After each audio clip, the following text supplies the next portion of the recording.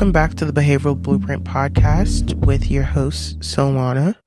Today, we're going to be talking about how I began to rebuild me in 2024, how I turned loss into triumph, how I turned my depression into my blueprint for my growth, and how I began to stand back up again, even after I had a hiatus, even after I stopped even doing podcasting. What I want to, of course, go over today is just reflecting on who you are and rebuilding who you are, and also acknowledging the challenges that you have faced while talking about my story of how I've overcame those issues and also how I began to understand that those issues are obstacles. Because once you subject yourself to knowing that nothing can stop you and nothing can limit you and nothing could truly be in your way unless you give it the power to, that is that wake up moment where you can genuinely progress and you can genuinely be able to step back up into what you love. So before anything, we have to talk about the problem. My personal problems that I dealt with was I used to have emotional triggers, and those emotional triggers funneled into my response being honestly hermiting into my safe space or anything that required me to, like, I would even say self-loathe or go into the acts of not believing in myself. And that's a problem because long term, that shapes your behavior. That shapes how you believe into yourself. That shapes how you even look into day-to-day routines. When I was severely depressed, I didn't have a day-to-day routine. I questioned myself and I replayed all of my losses and my setbacks, and I made it where it was a reality for me to live. One of the problems that I did have as well was doom scrolling and doom scrolling and doom scrolling and doom scrolling to the point where it was like an entire day's worth of me just being paralyzed emotionally because I couldn't really bear to deal with the emotions that I did have. And in my mind, it felt like it was too overwhelming to even face them, as if the emotions were stronger than my own beliefs and my own understanding with myself.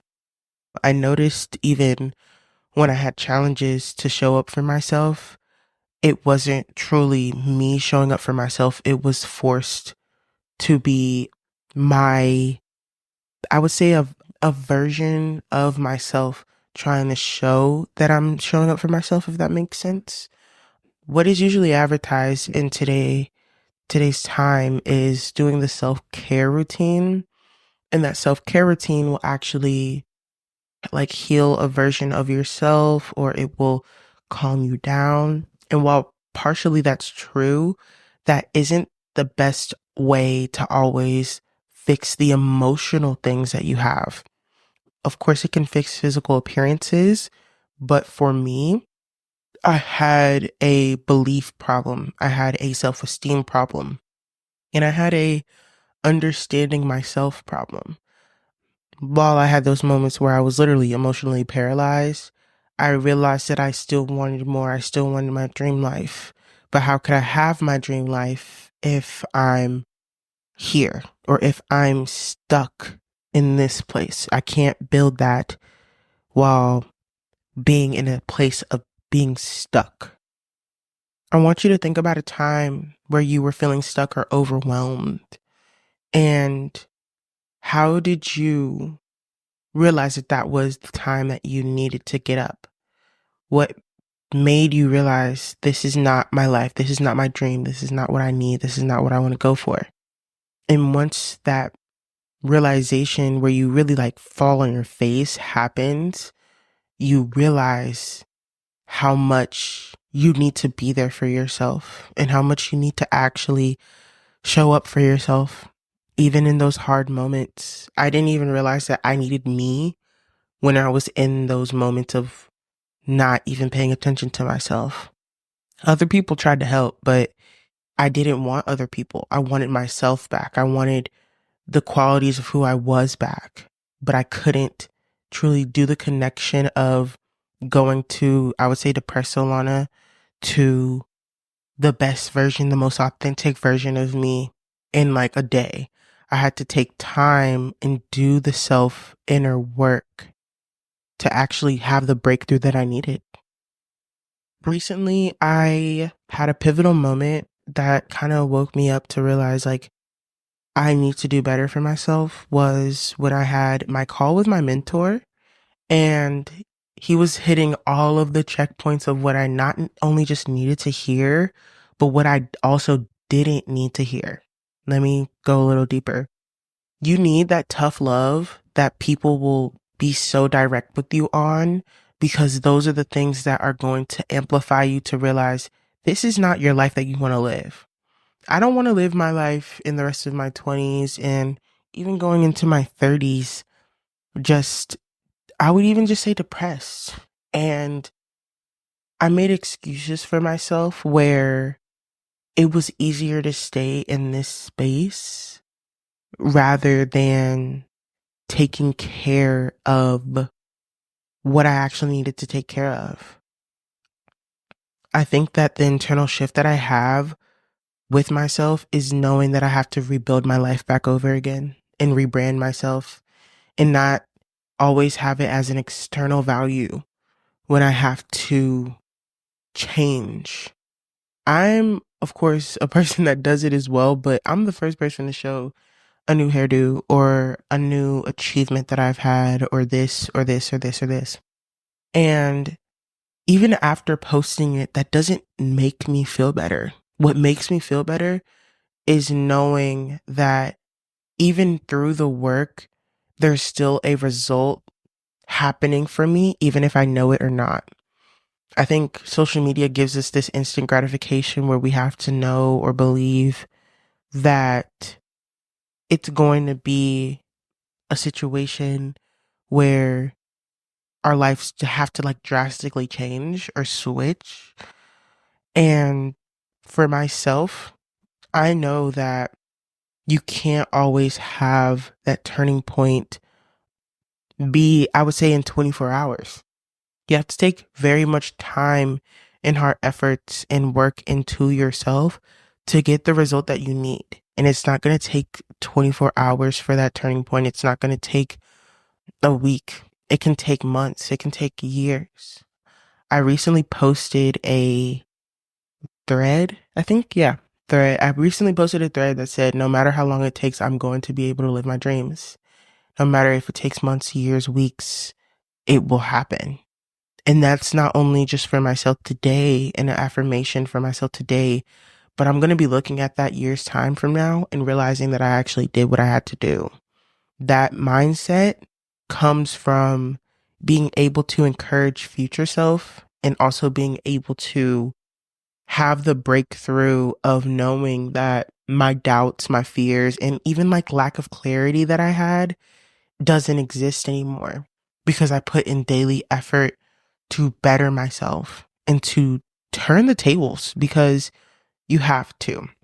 You have to realize at a certain point, you have to change internally who you are to have the betterment of what you want in your future.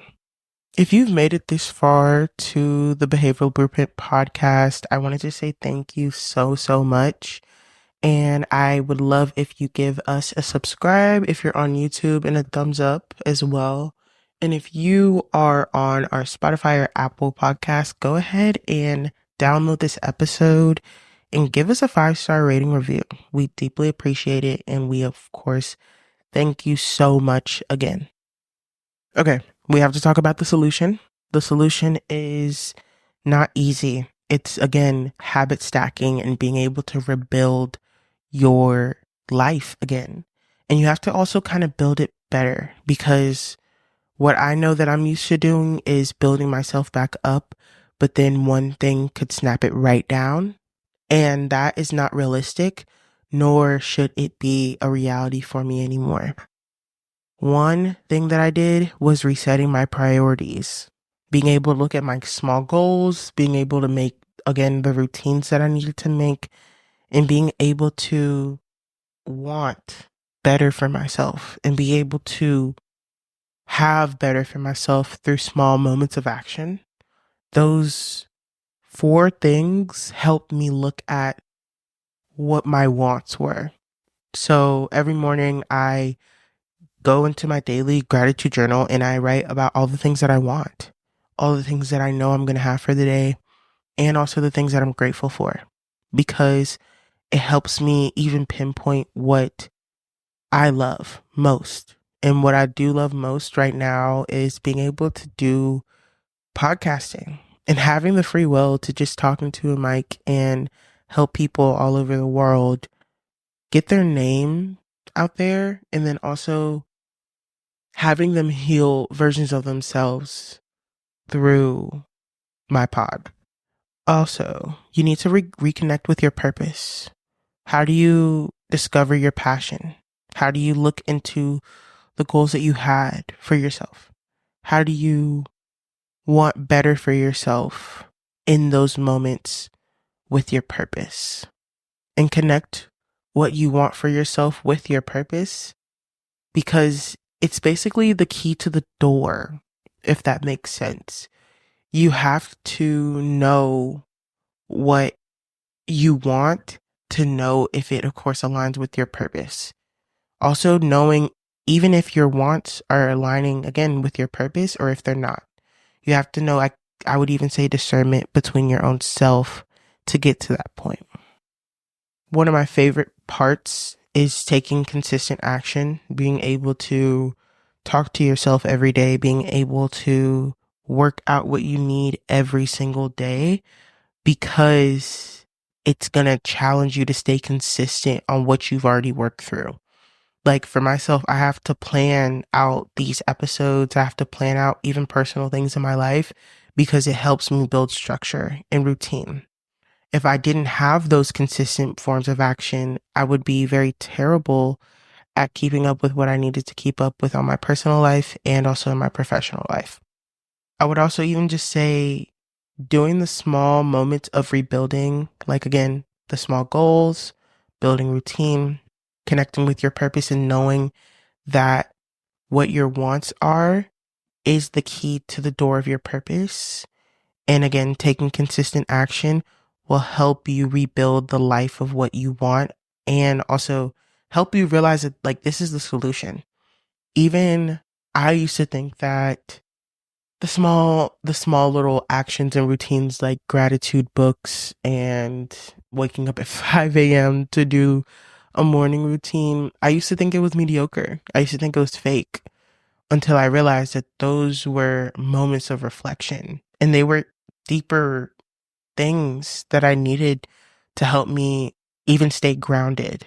So knowing that part of yourself and knowing that even in the mindless acts of the routine will help you in the long term. You do not have to lie to yourself. You do not have to go into the same negative actions that you dealt with before to think that that's going to give you the solution that you want. What you have as your solution is needing you to change. Because if you ask yourself right now, are you your dream self? That means that you still have work to do.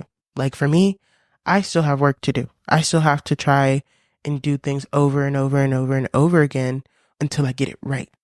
I can't be discouraged off of one time that I didn't get it right.